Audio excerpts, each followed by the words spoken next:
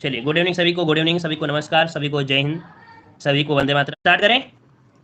चलिए, पहला प्रश्न आपके सामने दिया गया है। क्वेश्चन कर रहा है, प्रकृति का सुकुमार राजकुमार किसे कहा जाता है। चलिए बताइए, प्रकृति का सुकुमार राजकुमार किसे कहा जाता है, ये यहाँ पर आपको जवाब देना है। चलिए जवाब दीजिए, जल्दी जल्दी सभी लोग जवाब दीजिए इस प्रश्न का। चलिए यहाँ पर जवाब आने शुरू हो गए हैं और आपका जवाब आ रहा है ऑप्शन पंत जी। चलिए बी नंबर आ रहा है सभी का, पंत जी आ रहा है। चलिए अच्छी बात है, बिल्कुल सही है, कोई दिक्कत नहीं है, बिल्कुल सही है। ऑप्शन आपका बनेगा यहाँ पर सभी का जवाब बी है, बिल्कुल सही जवाब है, ऑप्शन बी इज राइट हो जाएगा, है ना। सुमित्रा नंदन पंत को कहा जाता है। ठीक है, आगे बढ़ते हैं। प्रश्न आपसे अगला पूछा गया है, कह रहा है किस छायावादी को प्रकृति का सुकुमार कवि कहा है। चलिए, किस छायावादी कवि को प्रकृति का सुकुमार कवि कहा गया है।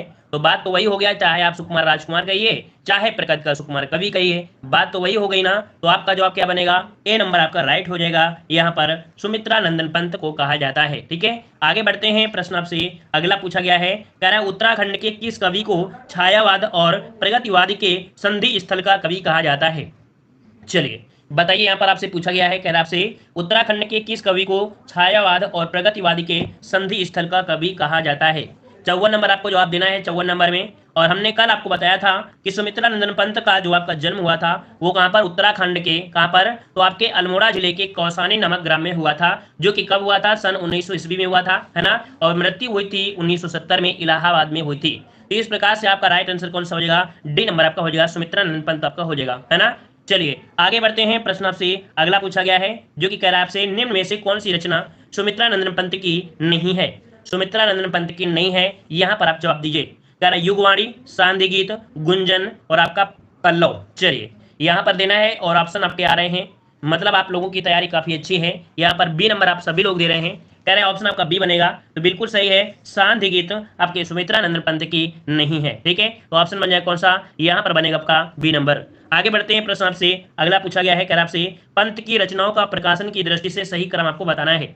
पंत की जो आपकी रचनाएं हैं उनका प्रकाशन आपसे पूछा गया है। ये प्रश्न आपको कठिन हो सकता है क्योंकि यहाँ पर क्रम पूछा गया है। तो देखिए यहाँ पर याद रखिएगा, सबसे पहले गुंजन, है ना। कौन आई थी सबसे पहले, गुंजन थी। गुंजन जो कि आपके कब, 1932 में। फिर इसके बाद युगांत, युगांत आपकी 1936 में।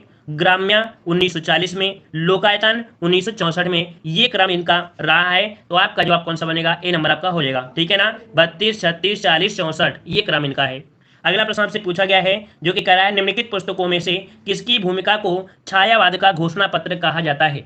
चलिए यहाँ पर बताइए, निम्नलिखित पुस्तकों में से किसकी भूमिका को छायावाद का घोषणा पत्र कहा जाता है। छायावाद का घोषणा पत्र कहा जाता है, आपका जवाब क्या बनेगा, तो आपका जवाब हो जाएगा ऑप्शन राइट। चलिए यहाँ पर जवाब आ रहा है अनामिका, पल्लव, परिमल और आपका कामायनी। सभी के जवाब अलग अलग हैं, लेकिन इसका राइट आंसर आपका बी बनेगा, पल्लव। याद रखिए, ये छायावाद का घोषणा पत्र कहा जाता है किसे, पल्लव को कहा जाता है। याद रखिए, पल्लव को कहा जाता है। और ये भूमिका जो कहा है वो डॉक्टर नागेंद्र ने, किसने कहा है, तो डॉक्टर नागेंद्र ने कहा है ये पल्लव की भूमिका हिंदी के छायावाद के आविर्भाव का ऐतिहासिक घोषणा पत्र है। साथ ही उन्होंने माना है कि पल्लव भूमिका में पंत में जो भाषा है, अलंकार, छंद आदि भावों का प्रयोग किया गया है। ठीक है, तो यहाँ पर आपका जवाब कौन बनेगा, बी नंबर आपका हो जाएगा।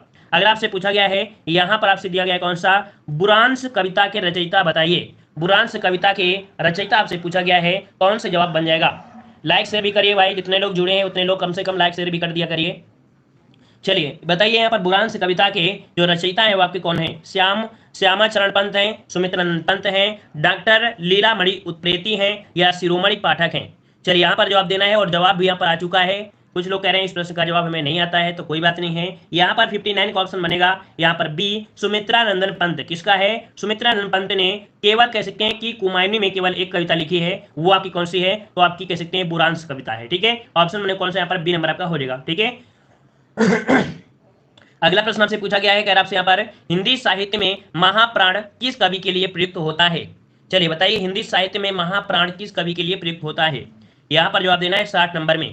चलिए 60 नंबर में जवाब देना है और जवाब भी यहाँ पर कुछ लोगों के आ रहे हैं, कह रहे हैं ऑप्शन बी होगा निराला। चलिए अच्छी बात है कि कुछ लोगों ने जवाब सही दिया है और बिल्कुल सही जवाब है, 100% जवाब सही है। यहाँ पर निराला आपका जवाब बिल्कुल सही जाएगा कि हिंदी साहित्य में महाप्राण सूर्यकांत त्रिपाठी निराला के लिए प्रयुक्त होता है। ठीक है ना, और याद रखिए कि निराला जी ने स्वच्छंदवादी विचारधारा के साथ साथ बड़ी प्रसिद्धि भी आपकी कह सकते हैं रचना किए हैं। ठीक है, इसका ऑप्शन कौन सा बनेगा, यहाँ पर बी आपका राइट हो जाएगा। आगे बढ़ते हैं। प्रश्न आपसे अगला पूछा गया है, कह रहा है कुकुर मुत्ता, कामा नए पत्ते तथा तुलसीदास किनकी कृतियां हैं।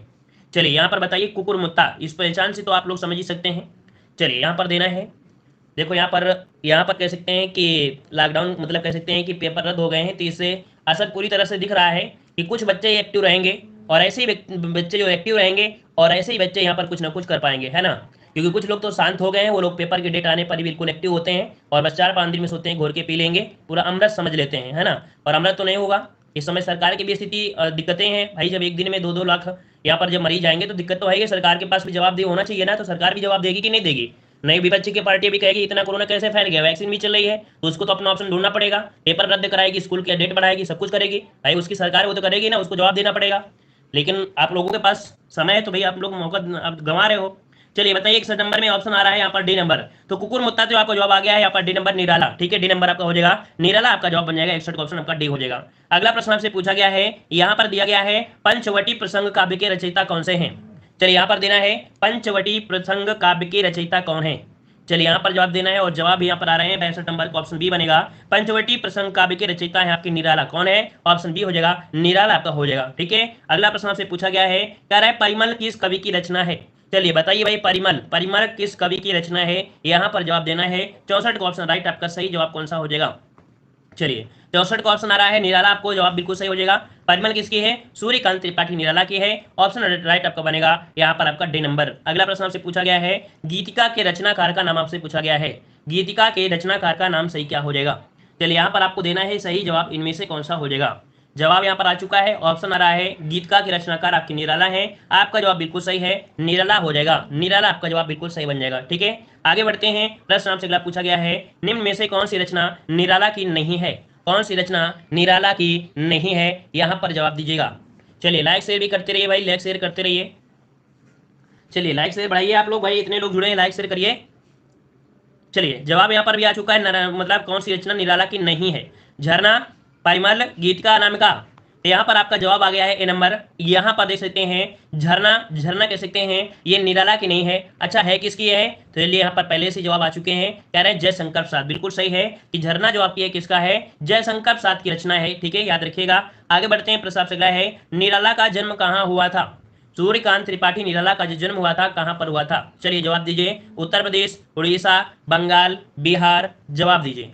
याद रखिए ये आपके हुआ था कहां पर, तो आपके ऑप्शन सी बनेगा, बंगाल में हुआ था। याद रखिए निराला का जन्म कहां हुआ था, बंगाल में। बंगाल में मेदिनीपुर पड़ता है, बंगाल में एक पड़ता है मेदिनीपुर, मेदिनीपुर नामक ग्राम में हुआ था, जो कि 1896 में, कब, 1896 ईस्वी में आपका हुआ था, ठीक है, याद रहेगा। इनके पिता का नाम राम साय त्रिपाठी था और माता का नाम, पत्नी का नाम क्या था, मनोहरा था, ठीक है। चलिए आगे बढ़ते हैं, प्रश्न आपसे अगला पूछा है जो जरूरी है उसको पढ़ना है। कह रहा है साहित्यिक क्षेत्र में सर्वाधिक विरोध किसका हुआ था।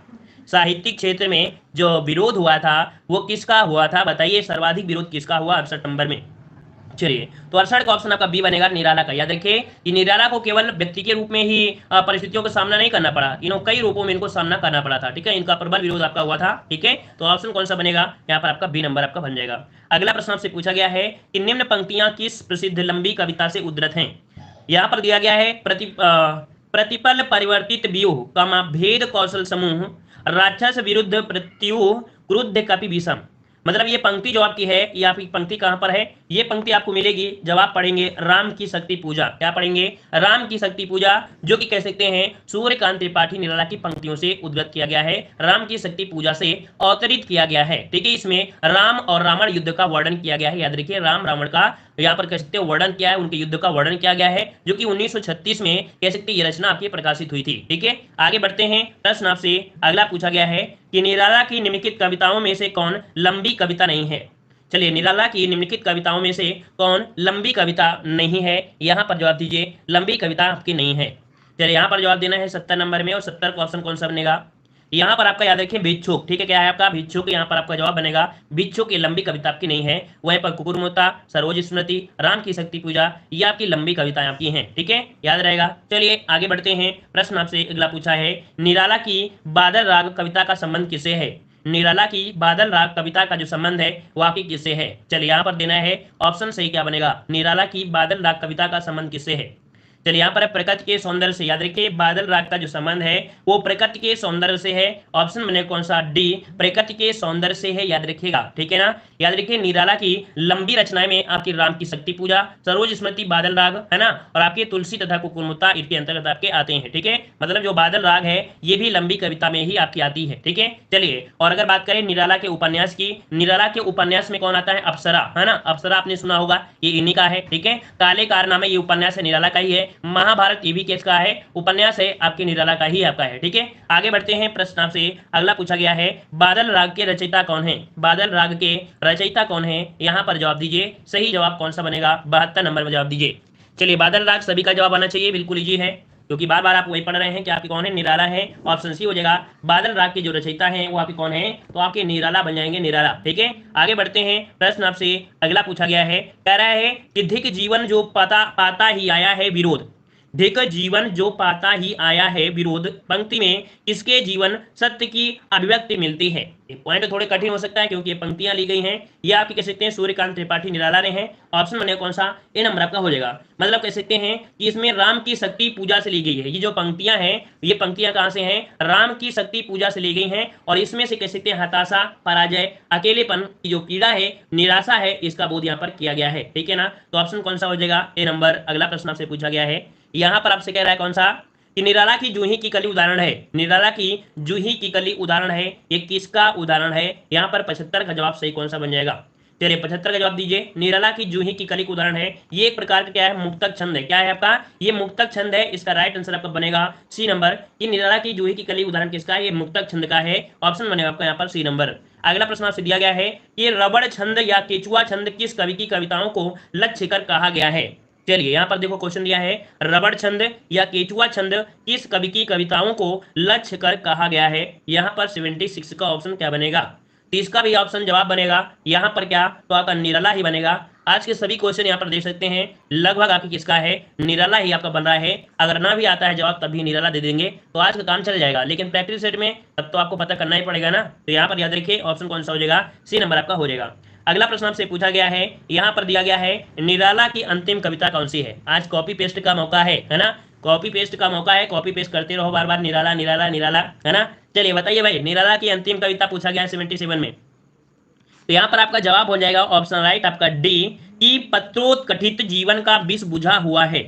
निराला की अंतिम कविता का नाम क्या है, ऑप्शन आपका बनेगा डी, पत्रोत्कंठित जीवन का विष बुझा हुआ है। ये निराला की अंतिम कविता है, ठीक है। और इसमें से पूरा कविता देखा जाए तो पत्रोत्कंठित जीवन का विष बुझा हुआ है, आशा का दीप जलता है हृदय कुंज में, अंधकार पथ एक रात से बुझा हुआ है, दिन दर्द निर्दय जैसे नक्षत्र पुंज में कविता है, जो कि आपकी 1916 में, कब, तो आपके 1916 में लिखी गई थी ये कविता, ठीक है। चलिए आगे बढ़ते हैं, प्रश्न आपसे अगला पूछा गया है कि प्रिय स्वतंत्र रव अमृत मंत्र नव पंक्ति वाली कविता का संबंध किसे है।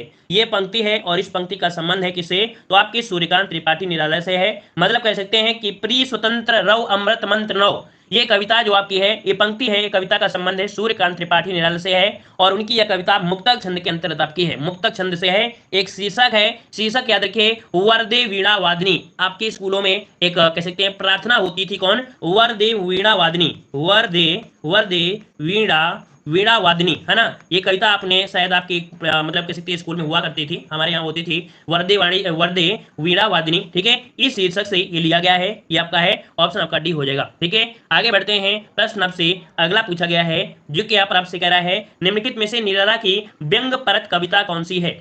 निम्नलिखित में से निराला की व्यंग परक कविता कौन सी है। व्यंग परक कविता जो है वो आपकी कौन सी है, तो आपका जवाब बनेगा बी, कुकुरमुत्ता। कौन सी, ऑप्शन बी हो जाएगा, कुकुरमुत्ता है, जो कि आपकी कह सकते हैं 1941 में, कब, 1941 में रचित की गई थी, जिसका मूल स्वर है प्रगतिवादी। क्या है, इसका मूल स्वर है प्रगतिवादी है, जो कि निराला के काव्य संकलन में नए पत्ते से, ठीक है, किससे, तो नए पत्ते से संकलित की गई है, नए पत्ते से संकलित किया गया है। आगे बढ़ते हैं, प्रश्न आपसे अगला पूछा गया है, ये छायावाद को स्थूल के प्रति सूक्ष्म का विद्रोह किसने कहा है। इस प्रश्न को कल हमने आपको बताया भी था, कल हमने इस प्रश्न को बताया था कि छायावाद को स्थूल के प्रति सूक्ष्म का विद्रोह किसने कहा है।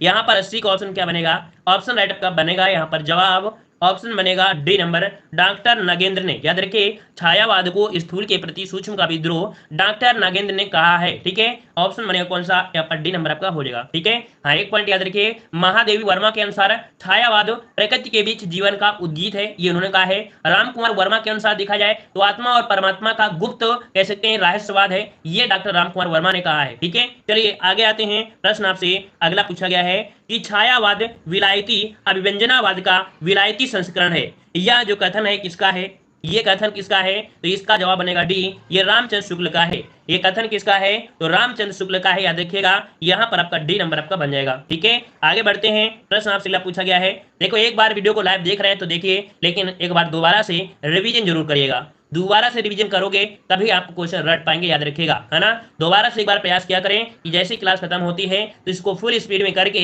90 की स्पीड में करके दोबारा से रिवीजन कर लिया करें। ठीक है, चलिए यहाँ पर बताइए, इनमें से कौन उत्तर छायावादी कवि नहीं है। इनमें से कौन उत्तर छायावादी कवि नहीं है, यहाँ पर 85 का जवाब देना है। 85 का ऑप्शन सही कौन सा बन जाएगा, चलिए 85 का ऑप्शन बनेगा यहाँ पर बी, राम कुमार वर्मा। याद रखिए, इनमें से कौन उत्तर छायावादी कवि नहीं है, तो आपका जवाब बनेगा बी, राम कुमार वर्मा हो जाएगा।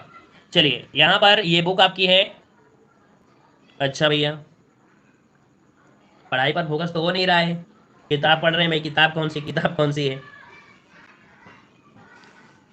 हम आपको क्लास के अंत में किताबें आपको गिनाएंगे, 20 किताबें, 20 किताबें कल लेके आना और टेलीग्राम पे PDF भेजना कि हम सर हम किताब लेके आए। ठीक है, अभी हम लास्ट में बता देंगे कौन कौन सी किताब से हम पढ़ाते हैं, कितनी क्लासें लेते हैं और कौन कौन सी किताबें करते हैं। फिर टेलीग्राम पे आप भेजना कि कौन कौन किताब लेके आए हैं, है ना, तो ठीक रहेगा, नहीं तो भाई मतलब क्या बनेगा। चलिए बताइए भाई, यहाँ पर आपका जवाब 85 नंबर में क्या बनेगा, बी हो जाएगा, राम कुमार वर्मा आपका जवाब बन जाएगा। ठीक है, आगे बढ़ते हैं। प्रश्न आपसे अगला पूछा गया है कि फैंट समाटा का संबंध हिंदी के किस काव्य आंदोलन से जोड़ा गया है। फैंट समाटा का संबंध हिंदी के किस काव्य आंदोलन से जोड़ा गया है, यहाँ पर 86 का ऑप्शन आपका बी हो जाएगा, छायावाद से बन जाएगा बी नंबर। अगला प्रश्न आपसे पूछा गया है, कि आपसे यहाँ पर प्रगतिवाद, अब आपके पास आ गया कौन सा, प्रगतिवाद आ गया है। और प्रगतिवाद में कि हिंदी साहित्य में मार्क्सवादी चेतना की अभिव्यक्ति जिस काव्यधारा में देखने को मिलती है उस धारा को कहा जाता है, क्या कहा जाता है, तो आप यहाँ पर पढ़ क्या रहे हैं, प्रगतिवाद पढ़ रहे हैं। तो आज ये पहला प्रश्न आपका तुक्का से ही काम चल गया और आपका जवाब क्या बनेगा, यहाँ पर ए नंबर, आपका तुक्का बिल्कुल सफल हो गया, ए नंबर आपका हो जाएगा। क्लियर है, चलिए आगे बढ़ते हैं। प्रश्न आपसे अगला पूछा गया है, क्या आपसे यहाँ पर प्रगतिशील लेखक संघ किस स्तर की संस्था है। हमने प्रैक्टिस सेट में आपको कवर कराया था, एक क्वेश्चन हमने प्रैक्टिस सेट में बताया था कि प्रगतिशील लेखक संघ की जो संस्था है वो किस स्तर की संस्था है। याद रखिए, ये जो संस्था है आपकी अंतरराष्ट्रीय है। कैसी है, अंतरराष्ट्रीय संस्था है। इसका राइट आंसर आपका बनेगा कौन सा, बी नंबर, अंतरराष्ट्रीय संस्था है। कैसी है, अंतरराष्ट्रीय संस्था, याद रखिएगा। ठीक है, और कह सकते हैं कि भारतीयों में भी कुछ आपके समाजवादी विचारधारा वाले आपके हैं। ठीक है, चलिए आगे बढ़ते हैं। प्रश्न आपसे अगला पूछा गया है कि प्रगतिशील लेखक संघ के प्रथम अधिवेशन की अध्यक्षता की थी।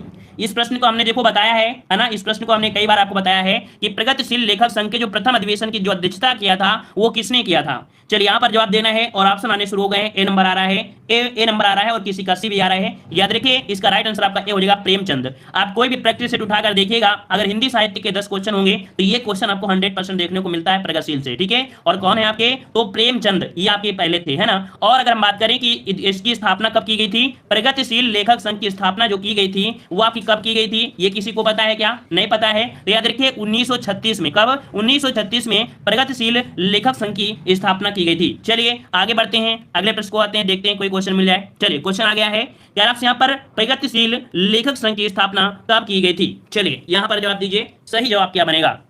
चलिए जवाब आने शुरू हो गए हैं और यहाँ पर जवाब आ रहा है ऑप्शन राइट। ऑप्शन राइट आपका यहाँ पर आ रहा है बी नंबर, तो आपका जवाब बिल्कुल सही है। यहाँ पर बी नंबर आपके 1936 में, कब, 1936 ईस्वी में की गई थी सज्जाद अली और डॉक्टर मुल्कराज आनंद के प्रयासों से। किसके, याद रखिए 2 पॉइंट, कि सज्जाद अली और डॉक्टर मुल्कराज आनंद के प्रयास से भारतवर्ष में भी इस संस्था की शाखा खुली थी। ठीक है, चलिए आगे बढ़ते हैं। प्रश्न आपसे अगला पूछा गया है, क्या आपसे यहाँ पर लखनऊ में आयोजित 1936 के प्रगतिशील लेखक संघ के ऐतिहासिक आयोजन के अध्यक्ष कौन थे।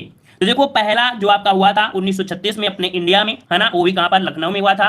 और इसके जो आपके अध्यक्ष थे, तो अभी हमने आप लोगों ने बताया, अभी आप सभी ने बताया कि इसके आपके कौन थे, तो आपके प्रेमचंद थे, है ना। तो ऑप्शन क्या बनेगा, ऑप्शन ए बनेगा, प्रेमचंद थे। ठीक है, चलिए यहाँ पर देखो, यहाँ पर पूरा अध्यक्षता पूछा है ना, कुछ लोग जवाब यहाँ पर डी आए हैं। तो आपको बता दें, स्थापना अगर बात करता है अपने भारत में, तो मुल्क राज आनंद होंगे, है ना। और आपके कौन, सज्जाद अली होंगे। लेकिन अध्यक्ष आपके थे वो आपके कौन, प्रेमचंद थे, जो कि आपके कहा हुआ था, लखनऊ में पहला आपका हुआ था। ठीक है, अगला क्वेश्चन आपसे पूछा गया है कि प्रगतिशील लेखक संघ की जो स्थापना लंदन में हुई थी, वो किसके प्रयास से हुई थी।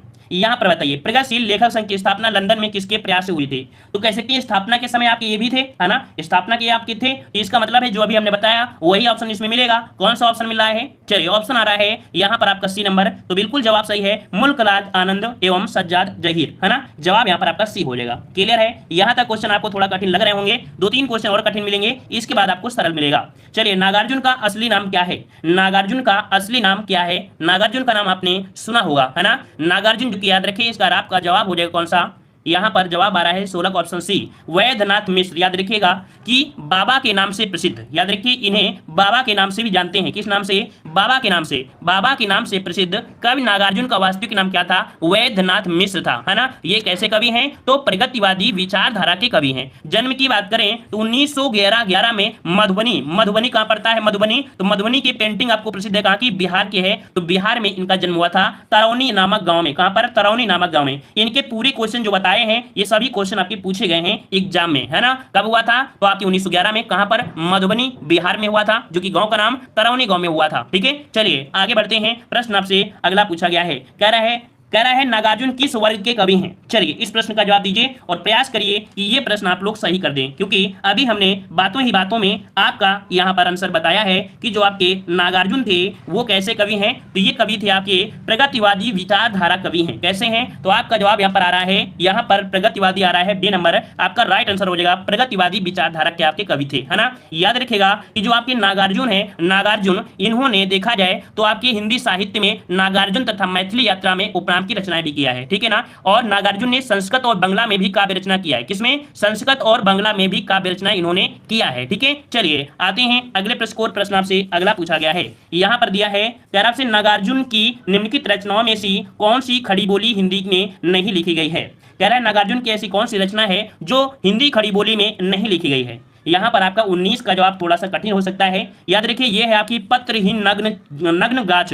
ये बहुत ही आईएमपी है, ये बहुत ही आईएमपी है। क्यों आईएमपी है आपको बता दें, क्योंकि इन्हें साहित्य अकादमी पुरस्कार से प्रदान किया गया है ना। याद रखिए पत्रहीन नग्न गाछ, ये कैसी भाषा में है, मैथिली भाषा में। ठीक है, मैथिली भाषा में है, जो कि देखा जाए इस कविता को इन्हें हिंदी साहित्य अकादमी पुरस्कार भी प्रदान किया गया है। इस कारण से ये कविता आपकी बहुत ही आईएमपी है, याद रहेगा। चलिए आगे आते हैं, प्रश्न आपसे अगला पूछा गया है, फूल नहीं रंग बोलते हैं, ये रचनाकार कौन है। चलिए यहाँ पर जवाब देना है, फूल नहीं रंग बोलते हैं, ये रचनाकार कौन है। जितने लोग आते रहे वीडियो को लाइक शेयर जरूर करते रहें। ठीक है, लाइक शेयर करते रहिए। जितने ज्यादा लोग हैं, जितने भी लोग हैं, है ना, सब लोग थोड़ा थोड़ा प्रयास करते रहिए, मोटिवेट बना रहिए।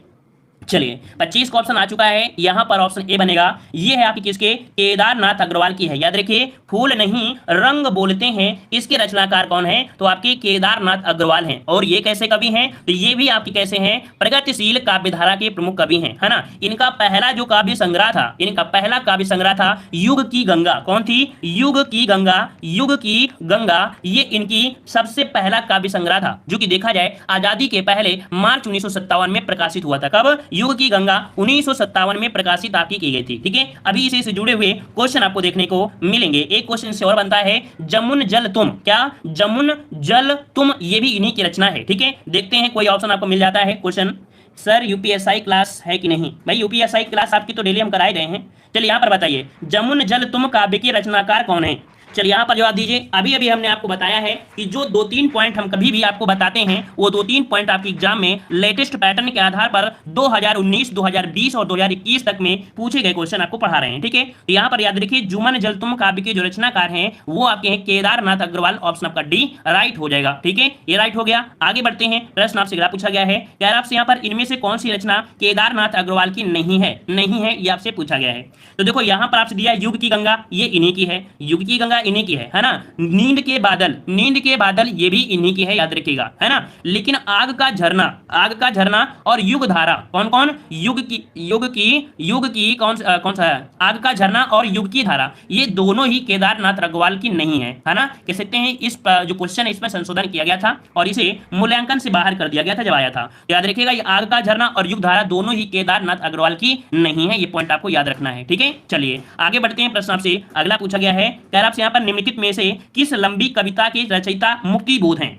देखो हमने कल शायद या परसों वाले क्लास में हमने आपको बताया था लंबी कविता, लंबी कविता के बारे में हमने आपको बताया था। लंबी कविता के रचयिता मुक्ति बोध आपके हैं, बताइए कौन सी। तो मुक्ति बोध की कौन सी रचना है, कौन सी रचना है, अगर आपको ये पता होगा तो आप जवाब दे सकते हैं। यहाँ पर ऑप्शन आपका बनेगा बी नंबर अंधेरे में, है ना। 30 का ऑप्शन बनेगा कौन सा, बी नंबर अंधेरे में। ये लंबी कविता है किसकी, मुक्ति बोध की है लंबी कविता। वैसे हमने आपको बताया था कि जो आपकी कौन है, आपके मुक्ति बोध है, मुक्ति बोध की कई रचनाएं हैं, जैसे कि चांद का मुंह टेढ़ा है, क्या चांद का मुंह टेढ़ा है, ये भी किसकी है, गजानन माधव मुक्ति बोध की है। भूरी भूरी खाक खोल ढोल, ये भी इन्हीं की है ना। ब्रह्मा राक्षस, है ना, ये इन्हीं की है। चंबल घाटी, ये भी इन्हीं की आपकी है, ठीक है। चलिए देखते हैं अगले प्रश्न को, जो कि क्वेश्चन आपको मिल जाए। हाँ यहाँ पर देखो 2-4 क्वेश्चन आप पढ़ लीजिएगा, यही क्वेश्चन आपको मिलेंगे। अंधेरे में कविता रचयिता आपकी कौन है, गजानन माधव मुक्ति बोध है। इसके अन्य काव्य संग्रह चांद का मुंह टेढ़ा है, भूरी भूरी खाक धूल, अंतरदर्शन, आत्मसंवाद, ब्रह्मा राक्षस, भूल गलती, चंबल की घाटी में, ये आपकी है ना। राम की शक्ति पूजा, ये निराला की, तथा असाध्य वीणा अज्ञे की लंबी कविता है ना। अगर पूछे राम की शक्ति पूजा किसकी है, निराला की है। असाध्य वीणा ये भी किसकी है, तो आपकी अज्ञे की लंबी कविता है, ये लंबी कविता में आपकी आती है, ठीक है। देखिए यहाँ पर 2-3 पॉइंट आपको मिलेगा कि मुक्ति बोध का पूरा नाम क्या है, तो गजानन माधव मुक्ति बोध है। इनका जन्म कहाँ हुआ था, ग्वालियर में, मध्य प्रदेश के कस्बे में हुआ था। ये क्या थे, आपके अध्यापक रहे हैं, पत्रकार भी रहे हैं, विशिष्ट विचारधारा कवि भी रहे हैं, ठीक है ना। इन्होंने अंधेरे में कविता की लंबी व्याख्या करते हुए आस्मिकता की खोज की बात उठाई है, ठीक है। किसकी, आस्मिकता की खोज की बात उठाई है, ठीक है। तो ये पॉइंट इनसे बने हैं, देखते हैं इनसे जुड़े हुए क्या क्या क्वेश्चन मिल सकते हैं।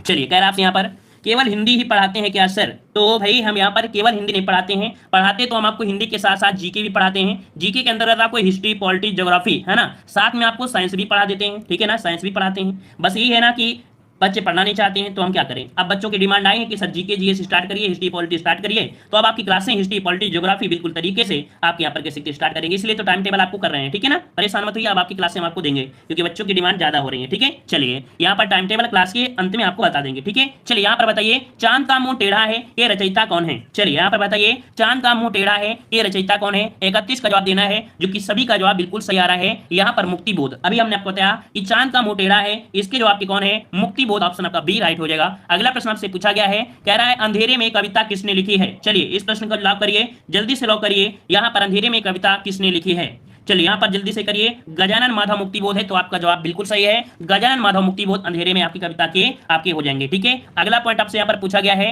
कह रहा है निम्नलिखित में से दिनकर की काव्य रचना नहीं है। चलिए दिनकर के बारे में हमने आपको बताया था, दिनकर की रचनाओं के बारे में हमने आपको बताया था। तो देखिए दिनकर की रचनाओं में कौन इसमें से शामिल नहीं है 39 में। तो देखिए दिनकर की कौन से आपकी इसमें है, तो आपकी हुंकार भी इन्हीं की है ना। और क्या आपकी है, कुरुक्षेत्र भी इन्हीं की है, उर्वशी भी इन्हीं की है। लेकिन त्रिधारा, त्रिधारा आपकी दिनकर की रचना नहीं है, तो है किसकी। चलिए कोई है जो इस प्रश्न का जवाब दे सकता है, त्रिधारा जो है वो किसकी रचना है। चलिए कोई है जल्दी से जवाब दे सकता है या हम ही बताएं।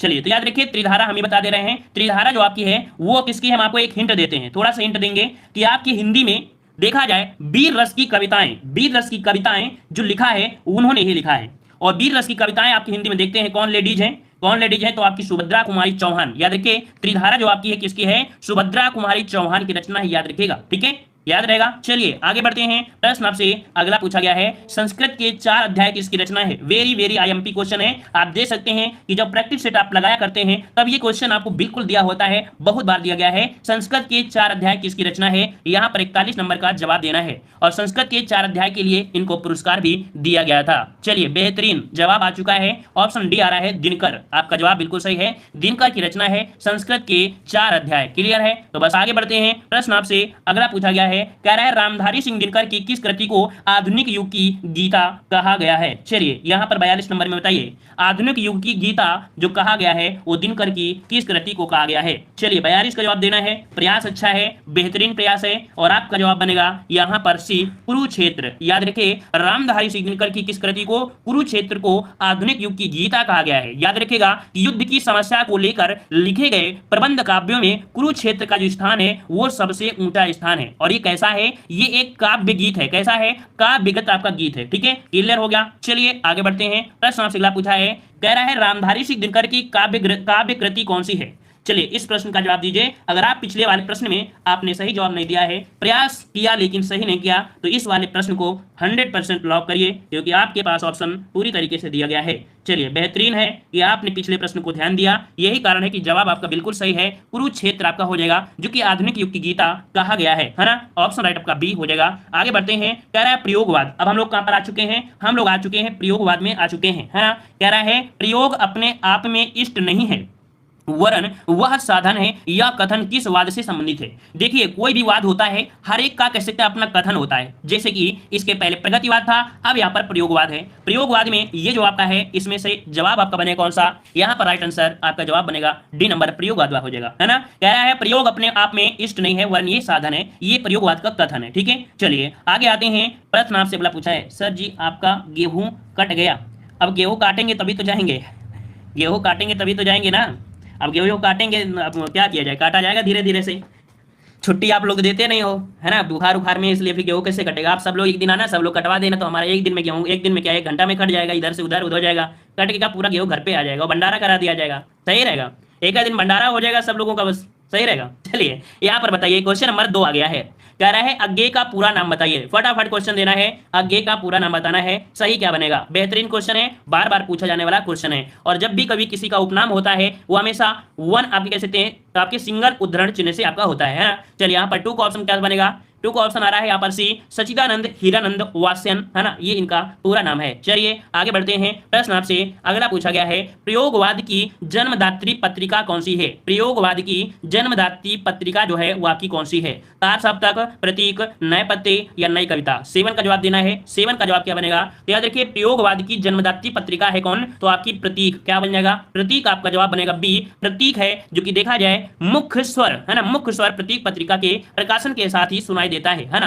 तार सप्तक की बात करते हैं। तार सप्तक क्या है? तो तार सप्तक क्या है? काव्य संग्रह है, जो कि प्रकाशित होने के उपरांत प्रयोगवाद की आलोचनाएं इसमें से देखने को मिलती हैं। देखते हैं यहाँ पर और क्वेश्चन बनेंगे। बेहतरीन क्वेश्चन है। कह रहा है तार सप्तक कामा दूसरा सप्तक कामा तीसरा सप्तक का संपादन किसने किया था? चलिए यहाँ पर जवाब दीजिए। हिंदी साहित्य का बेहतरीन से बेहतरीन क्वेश्चन आपके हैं, बस आपको थोड़ा सा अपनी मेमोरी पावर को थोड़ा सा बड़ा करना पड़ेगा, है ना, ताकि कोई भी क्वेश्चन हिंदी साहित्य से छूट कर ना जा पाए। ठीक है, बस अपने तैयारी को रिवीजन के तौर पर डेली यहाँ पर रिवीजन करते रहिए। चलिए तार सप्तक, दूसरा सप्तक, तीसरा सप्तक का जो संपादन है वो किसने किया था? जवाब यहाँ पर आ चुके हैं। ऑप्शन बनेगा यहाँ पर, ये नंबर अज्ञेय थे। कौन थे? अज्ञेय। देखो यहाँ पर जवाब आ गया है और बिल्कुल सही है। कोशिश करने वालों को कभी हार नहीं होती है। देखो यहाँ पर 3 पॉइंट आपको बताने वाले हैं, इसको नोट करिएगा। पहला तार सप्तक मतलब कह सकते हैं कि तार सप्तक का प्रकाशन कब हुआ? तार सप्तक का जो प्रकाशन हुआ था, है ना, ये प्रकाशन हुआ था 1943। ये पहली डेट आपको याद रखना है। दूसरी डेट आपको ये याद रखना है कि दूसरा तार सप्तक कौन, सेकंड वाला जो तार सप्तक है ये आपका आया था 1951 में। कब? 1951 में। और तीसरा तार सप्तक जो आपका है वो कब आया था? तो 1959 में। कब? 1959 में तीसरा आपका तार सप्तक आया था। यही क्वेश्चन अभी आपको बनने वाले हैं। यही क्वेश्चन पहला क्या है? तार सप्तक की स्थापना 1943, दूसरा 1951 और तीसरा 1959। ठीक है, चलिए यहाँ पर बताइए, जो कि अभी हमने आपको बताया।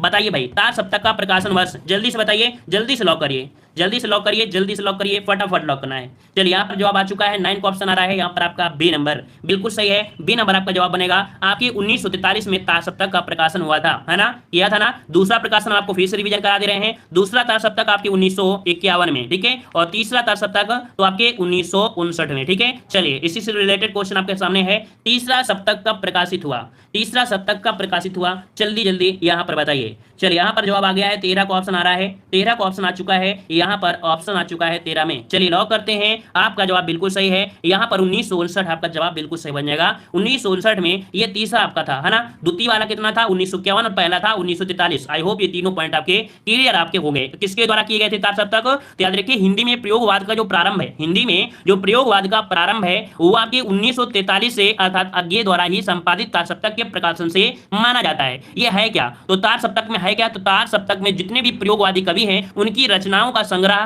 तार सप्तक में ही मिलता है। याद रखिएगा तार सप्तक कवि में 7 कवि शामिल है। कौन कौन? तो आप कह सकते हैं तार सप्तक में कितने? 7 कवि आपके शामिल है। कितने? 7 कवि आपके शामिल हैं आपकी, इसीलिए इन्हें तार सप्तक के नाम से जाना जाता है। ठीक है, चलिए यहाँ पर तार सप्तक को या देखा जाए तो एक होता है, आपको हम ट्रिक बता देते हैं ताकि आपको याद रहेगा। एक आपका है अमुने, अमुने गिरा प्रभा। क्या क्या है? अमुने गिरा प्रभा। देखिए 1 2 3 4 5 6 7, 7 लोग हैं। ये 7 लोग कौन है? एक अज्ञेय हो जाएंगे, अज्ञेय हो गए। दूसरा आपका मुक्तिबोध हो गए, ठीक है। तीसरा जो आपके हैं वो आपके नेमीचंद है, नेमीचंद जैन है। तीसरा है गिरजा कुमार माथुर, ठीक है। और पांचवें जो आपके हैं वो रामविलास शर्मा है, ठीक है। प्रा से हो जाएगा क्या? प्रभाकर हो जाएगा, और भा से बन जाएगा भरत भूषण अग्रवाल। ये 7 लोग हैं, ये 7 कवि हैं। तो ऐसे आपको थोड़ा सा नोट करिएगा। वैसे ट्रिक तो आप अपने मन से भी तैयार कर सकते हैं, है ना, क्योंकि ट्रिक आपकी अपनी मन से अगर तैयार की जाए वो ट्रिक आपकी हमेशा चलती है, ठीक है। वैसे प्रयास हमने किया है, थोड़ा बहुत याद रहेगा। चलिए यहाँ पर बताइए, यहाँ पर बताना है 14 नंबर क्वेश्चन कि प्रयोगवादी कवियों की रचनाएं किस सप्तक में संग्रहित हैं। चलिए यहाँ पर 14 नंबर में 14 का जवाब दीजिए, 14 का जवाब दीजिए कि प्रयोगवाद कवियों की जो रचनाएं हैं वो किस सप्तक में संग्रहित हैं। अभी हमने आपको बताया, यहाँ पर जवाब क्या बनेगा? तो जवाब बनेगा ऑप्शन ए, तार सप्तक में। क्या? तार सप्तक में। अभी यहाँ पर कह सकते हैं, देखो क्या होगा, यहाँ पर हमको जैसे कवर होती है तब आपको ट्रिक के माध्यम से प्रयास किया करेंगे कि एक दिन में कम से कम आपको 5-6 राइटर की ट्रिक बना दें, ताकि जब भी क्लास लें तो एक ट्रिक के माध्यम से 5-6 राइटर आपके तैयार हो जाएं, ठीक है। तो ट्रिक का भी प्रयोग किया करेंगे, अभी आपको पढ़ा दें, क्योंकि जब बेस तैयार होता है तभी ट्रिक फॉलो होती है, अन्यथा ट्रिक भी हवा में उड़ जाती है, ठीक है ना, इस कारण से। चलिए यहाँ पर देते हैं अगले प्रश्न को। कह रहा है अज्ञेय कौन से वाद के कवि हैं? चलिए लॉक करिए, सभी लोग इस प्रश्न को लॉक करिए। अज्ञेय कौन से वाद के कवि हैं? तो अभी हमने आपको बताया कि अज्ञेय जो आपके हैं वो प्रयोगवाद के कवि हैं, जिन्होंने तार सप्तक का प्रकाशन किया था। आपका जवाब यहाँ पर आपका बी राइट हो जाएगा। क्लियर है? चलिए कमाल के लोग हैं, जवाब भी बिल्कुल फटाफट आ रहे हैं, नकल करने का भी तरीका बेहतरीन है। चलिए बताइए, तार सप्तक में संकलित कवियों को राहों के अन्वेषी कहा था। कह रहा है तार सप्तक में संकलित कवियों को, और तार सप्तक में कितने लोग हैं? 7 लोग। कितने लोग हैं? 7 लोग हैं। ट्रिक अभी हमने क्या बताया? ट्रिक अभी हमने आपको फिर से रिवीजन करा दे रहे हैं। ट्रिक हमने आपको बताया अमुने गिरा प्रभा, ये 7 लोग हैं जिनको देखा जाए कि राहों के अन्वेषी जो कहा था वो किसने कहा था। यहाँ पर 16 का ऑप्शन आ चुका है और ऑप्शन बनेगा बी, आपके अज्ञेय ने कहा है। किसने? अज्ञेय ने कहा है। याद रखिए, जो इसमें शामिल है उन्हीं में एक आपके कौन है? तो आपके अज्ञेय ने इन्हें राहों के अन्वेषी कहा है। अन्वेषी मतलब खोजकर्ता के होते हैं, ठीक है। तो ऑप्शन आपका बी हो जाएगा। आगे बढ़ते हैं। कह रहा है इनमें से कौन तार सप्तक में शामिल नहीं है। तो देखिए अभी हमने आपको ट्रिक बताया, अब देखो कितना आसान हो जाएगा। अब टेस्ट जो आपका है बहुत आसान लगेगा। देखिए ट्रिक हमने जो लिखा है उस ट्रिक के अकॉर्डिंग आप देखिए, हमने लिखा था अभी ट्रिक में अमुने, क्या लिखा था? अमुने गिरा प्रभा। अब ये बताइए इनमें से कौन शामिल आपका है या नहीं मिला है? कौन कौन? तो आ से क्या होता है? अज्ञेय हो गया, म से मुक्तिबोध हो जाएगा, है ना, ने से हो जाएगा नेमीचंद जैन, और गी से हो जाएगा गिरजा, रा से हो जाएगा रामविलास शर्मा, पा से हो जाएगा प्रभाकर माचवे, और भा से हो जाएगा भरत भूषण अग्रवाल। अब देखिए कि आपका जवाब कितना आसान हो गया, और यहाँ पर 18 का ऑप्शन बन जाएगा बी नंबर, शमशेर इसमें से शामिल नहीं है। शमशेर इसमें शामिल नहीं है। आसान हो गया ना? हर चीज आसान होती है जब उसको थोड़ा सा समय दिया जाए तो, ठीक है। यहाँ पर बताइए, कह रहा है केदारनाथ सिंह किस सप्तक के कवि हैं। चलिए बताइए केदारनाथ सिंह किस सप्तक के संकलित कवि हैं। चलिए केदारनाथ आपको दिया गया है, और आपका जवाब यहाँ पर सही कौन सा बन जाएगा? चलिए जवाब आ रहा है 27 नंबर में, ऑप्शन सी हो जाएगा तीसरा सप्तक में। याद रखिए जो केदारनाथ सिंह है वो तीसरे तार सप्तक में संकलित आपके कवि हैं। इसका राइट आंसर आपका बनेगा सी नंबर आपका बन जाएगा, ठीक है। आगे बढ़ते हैं। प्रश्न आपसे अगला पूछा गया है कि नई कविता के तीसरा सप्तक के कवि कौन है। पहले प्रश्न आपने जवाब गलत दिया है, कोई बात नहीं है, पहला आपके सामने था, अब आपके सामने वही क्वेश्चन रिपीट हुआ। लॉक करिए ऑप्शन को, नई कविता के तीसरा सप्तक के कवि आपके कौन बन जाएंगे। तो आपका जवाब ए नंबर, आपकी केदारनाथ सिंह। कौन? केदारनाथ सिंह, ऑप्शन आपका ए नंबर आपका हो जाएगा, ठीक है भाई। लाइक शेयर करते रहिए, जितने लोग जुड़ते जा रहे हैं लाइक शेयर करते रहिए, मोटिवेट हमें बनाते रहिए, हमेशा मोटिव बनाए रखिए, क्योंकि आप समझदार हैं इस समय सभी लोग डिमोटिवेट हो चुके हैं, आप भी हुए हैं, लेकिन हम आपके लिए देख सकते हैं कि लगातार प्रैक्टिस करा रहे हैं, प्रैक्टिस कराते रहेंगे ताकि आपका जो पढ़ा हुआ है वो रिवीजन पे रहे, भूले ना, ठीक है। तो मोटिवेट करते रहिए, लाइक शेयर करते रहिए, जितना आपसे हो सकता है उतना आप करिए, और जितना हमसे हो सकता है उतना हम आपके लिए करते हैं, ठीक है। मोटी नहीं करना है, मोटिवेट करने को बोला है। चलिए यहाँ पर पूछा गया है कि चौथा सप्तक में संकलित कवित्री है।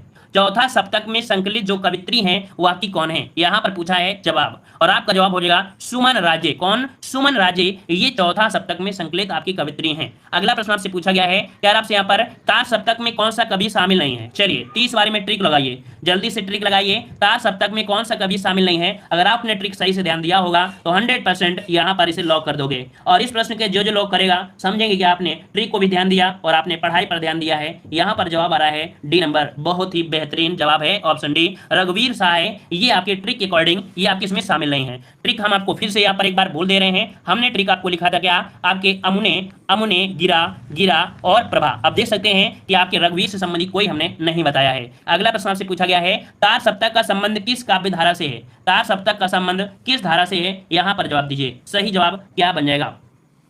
सही जवाब यहाँ पर बन जाएगा तार सप्तक का संबंध है किस धारा से है, 31 का ऑप्शन आ चुका है, प्रयोगवाद से, है ना, प्रयोगवाद है, ऑप्शन बनेगा बी नंबर। आगे बढ़ते हैं, प्रश्न अगला है, बसंती हवा कविता के रचयिता कौन है? बसंती इनके सामने मत नाच, है ना, मत नाच, यही है। चलिए तो बताइए, बसंती हवा कविता के रचयिता कौन है? यहाँ पर जवाब दीजिए, फटाफट जवाब दीजिए। यहाँ पर याद रखिए ऑप्शन बनेगा डी, केदारनाथ सिंह अग्रवाल। कौन? केदारनाथ सिंह अग्रवाल आपका जवाब बनेगा डी नंबर। बसंती हवा कविता के रचयिता हैं केदारनाथ सिंह अग्रवाल। ठीक है, आगे बढ़ते हैं, प्रश्न अगला है, आत्महत्या के विरुद्ध कविता संकलन के कवि कौन है? आत्महत्या के विरुद्ध कविता संकलन के जो कवि हैं वो आपके कौन है? चलिए यहाँ पर देना है, आत्महत्या के विरुद्ध कविता संकलन के जो कवि हैं वो आपके कौन है? यहाँ पर आपका राइट आंसर आपका बनेगा कौन सा? सी, रघुवीर सहाय। रघुवीर ही आएंगे, आपकी जब आत्महत्या कर रहे होंगे तो आपके बचाने कौन आएंगे? रघुवीर आएंगे। ऑप्शन कौन सा बनेगा? सी नंबर आपका हो जाएगा। ठीक है, याद रहेगा। चलिए आगे आते हैं, प्रश्न आपसे अगला पूछा गया है, कह रहा है कुआनो नदी इनमें से किस कवि की कृति है? ये क्वेश्चन आपको कम से कम 5-6 बार पूछा गया है। ये क्वेश्चन 5-6 बार पूछा गया है, 2016 में, 2010 में, 2019 में पूछा गया है। ठीक है ना, कुआनो नदी इनमें से किस कवि की कृति है? 35 का ऑप्शन राइट हो जाएगा कौन सा? यहाँ पर ए नंबर, सर्वेश्वर दयाल सक्सेना की है। किसकी? सर्वेश्वर दयाल सक्सेना की कवि है, मतलब कह सकते हैं कृति है कुआनो नदी। ठीक है, चलिए आगे बढ़ते हैं, प्रश्न आपसे अगला पूछा है, हाँ हम लोग कहां पर आ चुके हैं? हिंदी गद्य साहित्य के इतिहास में हम लोग आ चुके हैं, और आज हम लोग ने हिंदी साहित्य का जो इतिहास था वो हमने कंप्लीट किया है। हम लोग आ चुके हैं हिंदी। वीडियो लाइक करें और चैनल को भी सब्सक्राइब कर लीजिए। जय हिंद, वंदे मातरम।